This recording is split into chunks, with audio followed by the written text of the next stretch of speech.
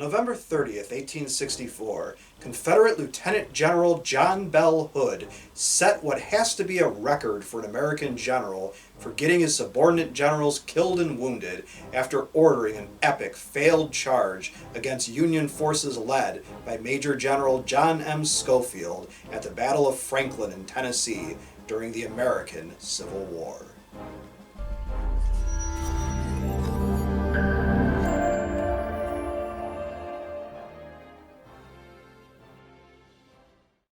The opposing forces started out virtually dead even, with 27,000 troops on each side. Hood planned to attack the Union forces with a frontal assault, even though his cavalry commander, Major General Nathan Bedford Forrest, counseled instead for an envelopment of the dug-in Union troops and a cutoff of their escape route. The attack was brave but ill-considered. The slaughter totaled tremendous losses among the Confederate officers not seen in any other battle in U.S. history. Besides the 6 generals killed, another 7 generals were wounded and 1 was captured. Going down the line of command, 55 regimental commanders were killed or wounded. Although the Union Army suffered over 2,300 casualties, less than 200 of those were deaths. An additional 1,100 Union troops were captured or missing, bringing the number of casualties up to 9% of their total force. In contrast, 1,750 Confederate soldiers were killed and another 3,800 wounded. Adding in 702 for those captured or missing brings the number up to 6,252, a third of the total number of troops used in the attack, as several thousand Confederate troops were not yet in position to participate in the attack. The action became known as the Pickett's Charge of the West, a comparison to the futile assault on Union lines at Gettysburg a year earlier. Hood has been accused of acting out of frustration and anger that the Union forces were outmaneuvering his men, and his rash response caused the disaster.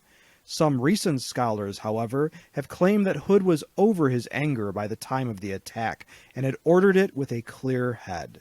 In either case, the attack was so determined that a partial breakthrough took place, and the attack almost succeeded.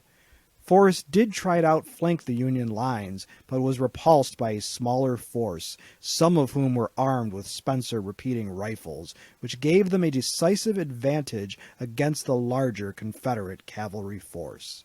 Schofield declined the opportunity to counterattack the next day to make his victory complete, and instead withdrew his forces, leaving Franklin to the Confederates.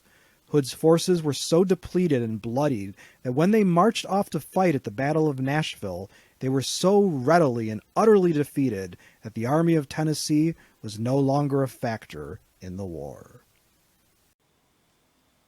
After the war, Hood moved from Texas to Louisiana, where he died of yellow fever in 1879 at the age of 48.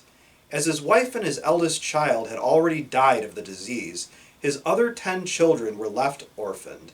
Fort Hood, Texas, is named after him. As a question for my students and subscribers, should anything still be named after Confederate generals?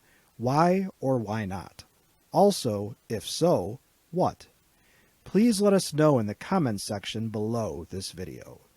If you like this video and would like to receive notification of new videos, please feel welcome to subscribe to History in Headlines and become one of our patrons. Your viewership is much appreciated.